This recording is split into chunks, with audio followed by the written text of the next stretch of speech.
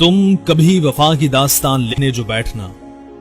तो वफा की उन तस्वीरों को भूल न जाना जो तुम्हारी हिफाजत की खातिर अपने घरों से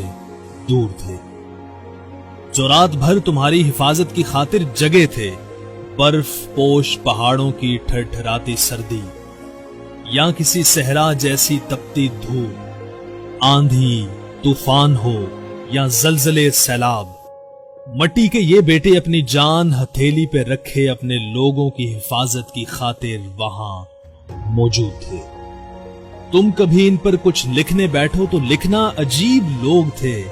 जिन्हें अपनी बिल्कुल परवाह नहीं थी, ना अपने खाने का होश था ना अपने आराम की परवाह थी तो बस कौम के मुस्तकबिल की। लिखना के बजा औकात ऐसा भी होता था कि बेटा बाप की मैयत को कांधा नहीं दे पाता था, भाई बहन को रुखसत करते समय वहां मौजूद नहीं होता था, बीमार बूढ़ी मां कभी जानमाज पे बैठे बेटे की खैरियत की दुआ करती थी तो कभी हाथों में तस्बीह पकड़े चौखट पर बैठे बेटे की राह तक।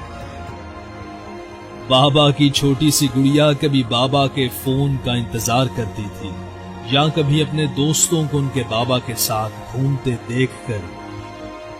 नम आंखों से कहती,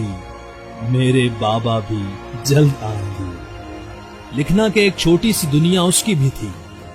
एक प्यारा सा घर उसका भी था जहां सिर्फ आराम और सुकून था,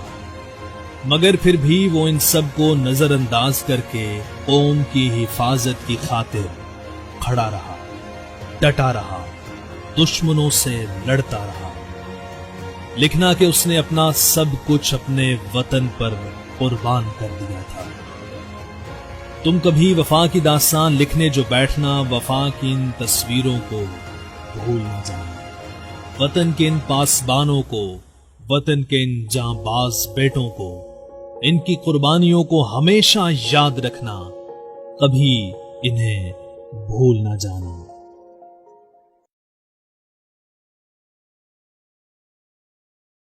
ولا تقولوا لمن يقتل في سبيل الله أموات بل أحياء ولكن لا تشعرون۔ اور جو لوگ اللہ کی راہ میں مارے جائیں ان کی نسبت یہ نہ کہنا کہ وہ مرے ہوئے ہیں، وہ مردہ نہیں بلکہ زندہ ہیں، لیکن تم کو شعور نہیں۔